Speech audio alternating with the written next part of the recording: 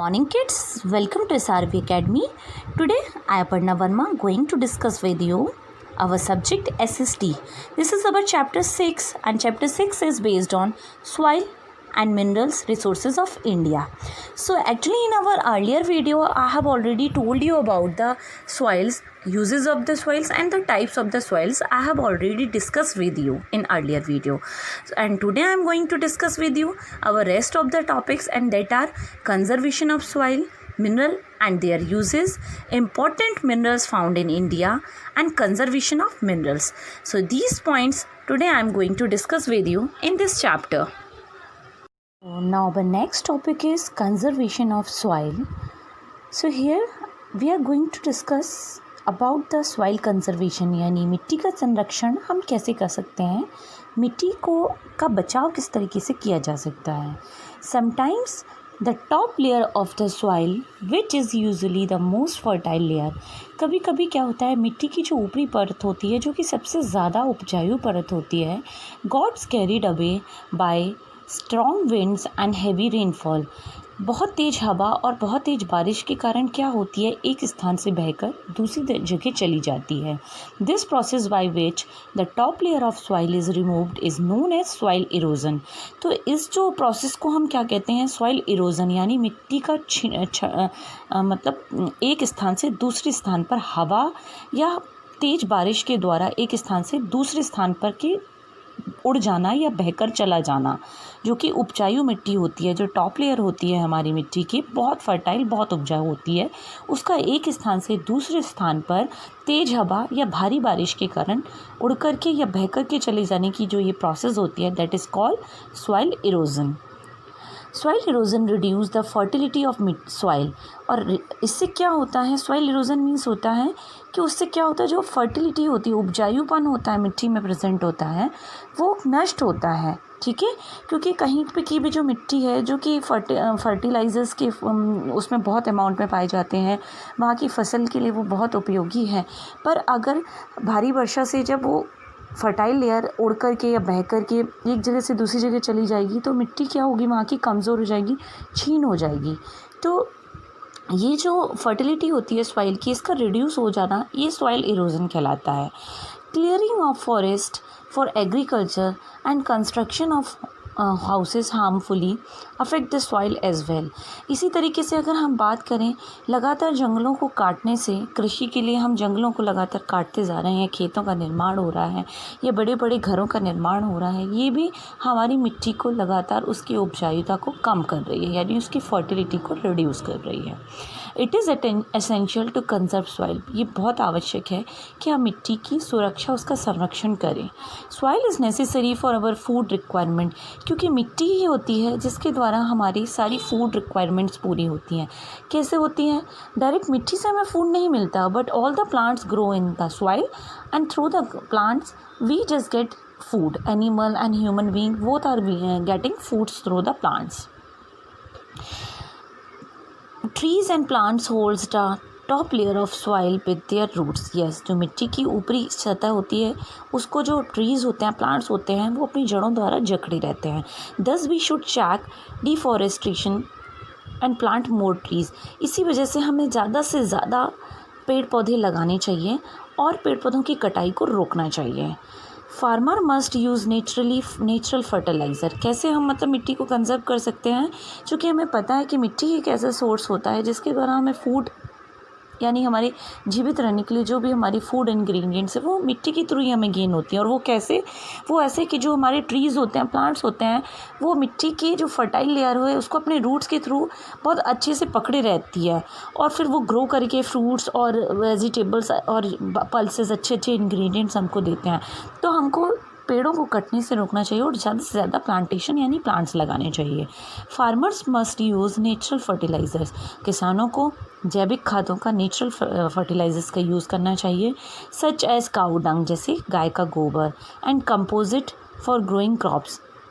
और कंपोजिट खाद होती है जिसके द्वारा फसलें अच्छी उगती हैं. Because chemical fertilisers are harmful for the soil, क्योंकि जितनी भी हम केमिकल फर्टिलाइजर्स का यूज़ करेंगे वो मिट्टी के लिए उतनी ही ज़्यादा हार्मफुल होंगी. Growing the same crop in a particular area for a long time also reduce soil fertility. एक ही प्रकार की फसल को हमेशा एक जगह नहीं उगाते रहना चाहिए, क्योंकि एक प्रकार की फसल से भी क्या होता है, जो मिट्टी होती है उसकी उपजाऊता कम होती है। Therefore farmers must grow different crops one after another one same land. इसलिए हमेशा जो किसान हैं उनको एक ही स्थान पर एक तरीके की फसल ना उगा करके अलग अलग तरीके की फसलों को उगाना चाहिए। इससे हम जो मिट्टी है उसकी फर्टिलिटीज़ को रिड्यूस होने से रोक सकते हैं।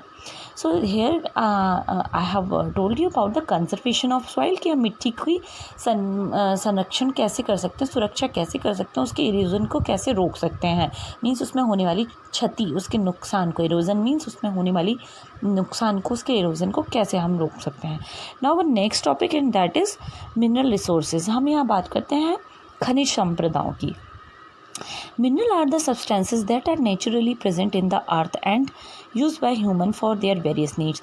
Minerals जो होते हैं, खनिज लवण होते हैं, वो ऐसे पदार्थ होते हैं जो प्राकृतिक रूप से पृथ्वी में प्रेजेंट होते हैं, अर्थ में प्रेजेंट होते हैं, और ह्यूमंस बीइंग अपनी बहुत सी ज़रूरतों के लिए उसका यूज़ करते हैं। Minerals that are found deep underneath the earth surface are dug out through huge holes. Minerals जो होते हैं वो पृथ्वी के अंदर बहुत ही गहराई में प्रेजेंट होते हैं, जिनको बड़े बड़े गड्ढे खोद करके, बड़े बड़े ह्यूज होल्स, बड़ी सी खदानें बना करके, जिन्हें हम माइंस कहते हैं, these holes are called mines, बना करके हम इन मिनरल्स को बाहर निकालते हैं। The process of digging minerals is called mining. और इस तरीके से मिनरल्स को खोद करके, बड़े बड़ी माइंस बना करके, बड़े बड़े होल्स बना करके, डिगिंग प्रोसेस के थ्रू मिनरल्स को बाहर निकालने का जो ये प्रोसेस होता है वो हमारी माइनिंग कहलाती है। ठीक है, अंडरस्टूड। जो मिनरल्स होते हैं वो एक्चुअली अर्थ में बहुत डीपली प्रेजेंट होते हैं, और ये ह्यूमन के द्वारा बहुत सी चीज़ों में यूज़ किए जाते हैं। तो इनका हम कैसे यूज़ कर सकते हैं? यूज़ होल मीन्स बड़े बड़े माइंस बना करके, कोल माइंस होती हैं, पेट्रोलियम माइंस होते हैं, डायमंड माइंस होते हैं, माइंस बना करके हम इनको गेन कर सकते हैं, और ये प्रोसेस माइनिंग प्रोसेस कहलाती है। Now there are two types of the minerals. One is metallic, यानी मेटलिक, और other is non metallic. Metallic means जो मेटल से रिलेटेड हो, है ना, और नॉन मेटलिक जो मेटल से रिलेटेड नहीं होते हैं। Minerals are of two types, metallic minerals and not metallic minerals. The minerals from which we get metal, ऐसी मिनरल्स जिनसे हमको मेटल मिलती है, धातु मिलती है, आर कॉल्ड मेटलिक। जिनको हम धातु रूप में प्राप्त करते हैं, मेटल्स के फॉर्म में प्राप्त करते हैं, that is metallic mineral. And metals are hard usually shiny substance. हमें पता है, धातु की बात करेंगे तो धातु means metal, metal means iron, aluminium, जो gold, silver, copper, these all are metal actually. So obviously they have a shiny substance and they exist naturally in the earth. और पृथ्वी में नेचुरल रूप में पाए जाते हैं। वो कौन से होते हैं metals? Iron, copper, gold, silver, aluminium, these are all the examples of metals. Okay, many things that you see around you, कई सारी चीज़ें हम अपने चारों तरफ देखते हैं। नॉब्स हुआ, इंचेस हुए, यूटेंसिल्स, बर्तन हुए, ब्रिजेस हुए, सीजर्स हुए, मतलब लोहे की बनी हुई चीज़ें, एल्युमिनियम की बनी हुई चीज़ें, गोल्ड की, कॉपर की, सिल्वर की, जितनी भी मेटल्स की बनी हुई चीज़ें हम अपने डेली रूटीन में यूज़ करते हैं। बहुत सारी चीज़ें, बहुत से मटेरियल्स होते हैं जो मेटल्स के बने होते हैं। However, all minerals are not metal. जबकि सारे मिनरल्स मेटल्स नहीं होते। There are some minerals such as limestone. Limestone चूना हुआ, माइका हुआ, कोल हुआ, सॉल्ट, डायमंड्स, ये मिनरल्स क्या होते हैं? मिनरल ऑयल हुआ, पेट्रोलियम हुआ, नेचुरल गैसेस, ये आर नॉन मेटलिक। और these all are non metallic. ये धातु नहीं होते, ये मेटल से नहीं होते। कोल हुआ जिसको हम घर में जलाते हैं, सॉल्ट, नमक, डायमंड, माइका, लाइमस्टोन जो चूना होता है, ऑयल हुआ, पेट्रोलियम हुआ, नेचुरल गैस हुए, these are also a minerals type which we just gain through the earth, but these are non metallic minerals. They are not hard नहीं होते हैं, एंड डो नॉट शाइन, इनमें कोई shining नहीं होती है। नाउ यूजेस ऑफ मिनरल्स, तो here one table provide you here and they are showing you how we use the minerals. Minerals को हम कैसे कैसे यूज़ कर सकते हैं। So the steel use in our buildings in made with iron, yes, steel का use भी हम जगह जगह करते हैं, बिल्डिंग्स में करते हैं, जो आयरन के साथ यूज़ की जाती है ना। फिर ब्रिक्स हुआ, bricks are made by using rocks, minerals, है ना। सच एज सैंड, क्ले, ये लाइम स्टोन, बिल्डिंग्स भी बनाई जाती हैं हमारी सैंड का यूज़ करके, क्ले का, लाइम स्टेन का यूज़ करके। तो actually these are the uses of the minerals का हम कैसे कैसे तरीक़ों से यूज़ कर सकते हैं। So you just read this table carefully and find the uses of the minerals, that how we use the minerals. Okay, next minerals in India. India में मिनरल्स कहाँ कहाँ पाए जाते हैं। तो मेजर स्टेट, तो सबसे पहले हम आयरन की बात करते हैं। तो मेजर स्टेट इन इंडिया कौन से है? झारखंड है, उड़ीसा है, छत्तीसगढ़ है और कर्नाटका है, जहाँ पे हमें आयरन मिलता है। आयरन की यूज़ क्या है? Iron is use to make the steel. Iron and steel are use for making utensils और टूल्स, मशीन्स, रेलवे की जो यूजेस होते हैं, इंजन्स होते हैं, कार्स होते हैं, इन ब्रिजेस होते हैं, in many things we just use iron, है ना।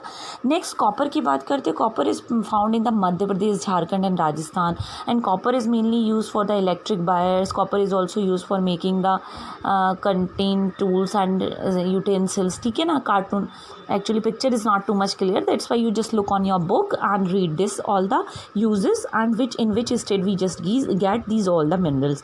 Then we are talking about the coal. तो coal झारखंड में मिलता है, West Bengal, Chhattisgarh, Orissa, Tamil Nadu, Andhra Pradesh, and coal is used for the cooking and heating. Coal is also used for producing the electricity and running machines, है ना। Then we will talk about the petroleum. तो petroleum Mumbai में and high of the coast of Mumbai, Assam, Gujarat. Petroleum is used for the making plastic and क्या लिखा है मुझे समझ नहीं आ रहा, you just look on your book. Petrol and diesel also used for petroleum are used. These all the things you just read from your book, beta, because in my book the picture is not too much clear. Next, if I will talk about the aluminium, तो aluminium Orissa और आंध्र प्रदेश में मिलता है. Aluminium is for making the buildings materials and art craft. I think they have written here art craft, है ना. And then limestone, चूना हम जानते हैं कर्नाटका, आंध्र प्रदेश और राजस्थान में मिलता है, और limestone use in making cement बनाने में इसका यूज़ होता है. तो these all are the actually types of the minerals and in which state we just get this all the minerals and what are the uses of these mineral. So you just read this table carefully and if you have any doubt then you can ask me. Now the conservation of mineral, यहाँ पर हम minerals को कैसे उसका बचाव कर सकते हैं, that we will talk here. These minerals resources are limited and take millions of year to form. Yes, mineral resources चूँकि अर्थ से हमें मिलते हैं तो इनको निकालने में बहुत साल लग जाते हैं और बहुत लिमिटेड अमाउंट में हम इनको गेट कर सकते हैं. They are therefore non renewable. और जी क्या होते हैं? नॉन रिन्यूएबल होते हैं. सन, एयर, विंड इनकी तरह रिन्यूएबल नहीं होती, इन्हें दोबारा नहीं प्राप्त किया जा सकता, सालों लग जाते हैं इनके बनने में, तो ये नॉन रिन्यूएबल होते हैं products. Some of the ways of conserve mineral resources are listed below. तो हमें मिनरल्स को कैसे कंजर्व करना चाहिए, इनका संरक्षण कैसे करना चाहिए, यहाँ पर हम कुछ पॉइंट डिस्कस करते हैं. We can reduce the use of petrol and diesel by using public transport such as bus and the metro. हमको क्या है, पेट्रोल और डीजल का यूज़ कम करना चाहिए और पब्लिक ट्रांसपोर्ट का यूज़ अगर हम ज़्यादा करेंगे, बस मेट्रोज़ में सफ़र करेंगे, तो हम कार व्हीकल और ये अपनी पर्सनल व्हीकल्स का यूज़ कम करेंगे, जिससे हम पेट्रोल और डीजल की बचत कर सकते हैं. ठीक है. Next, we can take turns to drive each other to office by working out car pools with neighbours to save fuel, है ना.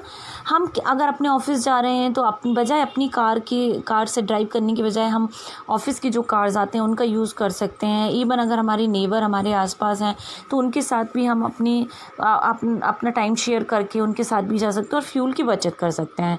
अ large amount of coal is use to make electricity. बहुत अधिक मात्रा में कोल का यूज़ इलेक्ट्रिसिटी बनाने में किया जाता है. तो we must save the electricity to preserve coal. तो हमें लाइट को, इलेक्ट्रिसिटी को बचाना चाहिए, जिससे हम कोल को भी बचा सकते हैं. We must use alternative source of energy such as sunlight, wind and yes. ऐसे सोर्स का ज़्यादा यूज़ करना चाहिए जैसे सनलाइट हुआ, विंड हुआ एंड वाटर जनरेट इलेक्ट्रिसिटी. और पानी के द्वारा ज़्यादा से ज़्यादा इलेक्ट्रिसिटी जनरेट करना चाहिए.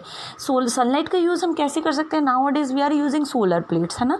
तो सोलर प्लेट्स का यूज़ करने से हम डायरेक्टली सनलाइट को यूज़ कर रहे हैं इलेक्ट्रिसिटी के फॉर्म में, और वाटर से इलेक्ट्रिसिटी जनरेट करेंगे तो कोल की बचत होगी. सनलाइट से इलेक्ट्रिसिटी हम अगर लेंगे तो भी हमारी इलेक्ट्रिसिटी की बचत होगी। तो ये सारी चीज़ें अगर हम अपने थोड़ा थोड़ा भी चेंजेस अपने अंदर लाएंगे तो we can save these all the minerals, है ना। So these are the actually process by which we just conserve the minerals, we just conserve the soil. How can we conserve the soil, and how can we conserve the minerals? Some points I have discussed with you in this chapter here. So kids, read this chapter carefully at your home, and if you have any doubt then you can ask me. So here I have completed your chapter. So for the today, thank you and have a nice day, kids, and like this video and subscribe the channel, kids. Okay, bye.